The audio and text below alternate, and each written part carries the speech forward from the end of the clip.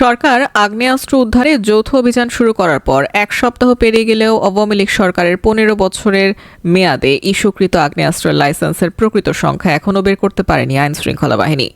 Police সদর দপ্তরের database অনুসারে অন্তর্বর্তীকালীন সরকার 25 আগস্ট সব অস্ত্রের লাইসেন্স স্থগিত করায় 3 সেপ্টেম্বর মধ্যরাত পর্যন্ত বেসামরিক ব্যক্তিরা 13,349টি আগ্নেয়াস্ত্র জমা দিয়েছেন। পুলিশ কর্মকর্তারা এই তথ্য জানাতে ব্যর্থ হয়েছেন যে গত 15 বছরে কতগুলো আগ্নেয়াস্ত্র ইস্যু করা হয়েছে। পুলিশের special branch SB student and labour wing বেসামরিক নাগরিকদের জন্য ইস্যুকৃত লাইসেন্সের একটি ডেটাবেজ সংরক্ষণ করে। যোগাযোগ করা হলে এসবির স্টুডেন্ট অ্যান্ড লেবার উইংয়ের স্পেশাল সুপারিনটেন্ডেন্ট সাইদ রফিকুল ইসলাম জানান, ডেটাবেজ অনুযায়ী এ সময়ের মধ্যে প্রায় 8,500 আগ্নেয়াস্ত্র ইস্যু করা হয়েছে। তিনি অবশ্য বলেন সংখ্যাটা আরও বেশি হতে পারে এবং তারা প্রকৃত সংখ্যা বের করতে কাজ করছেন।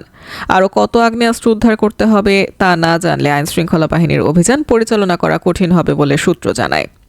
2009 সালের 6 জানুয়ারি পর্যন্ত 2024 সালের 5 আগস্ট পর্যন্ত আওয়ামী লীগ সরকারের আমলে বেসামরিক নাগরিকদের দেয়া আগ্নেয়াস্ত্রের লাইসেন্স স্থগিত করেছে বর্তমান সরকার।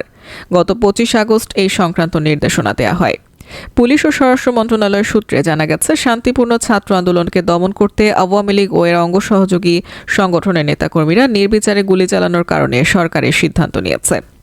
নির্দিষ্ট সময়সীমা পার হওয়ার পরও যারা তাদের লাইসেন্স করা অস্ত্র জমা দেননি তার অস্ত্র অবৈধ বলে গণ্য হবে। অবৈধ অস্ত্র উদ্ধারে সশস্ত্র বাহিনী, বিজিবি, কোস্টগার্ড, পুলিশ, র্যাব ও আনসার সদস্যদের সমন্বয়ে যৌথ অভিযানে 5 আগস্ট শেখ হাসিনার পতনের পর বিভিন্ন থানা ও নিরাপত্তা বাহিনীর কাছ থেকে লুট হওয়া আগ্নেয়াস্ত্র ও গুলিও উদ্ধার করা হচ্ছে।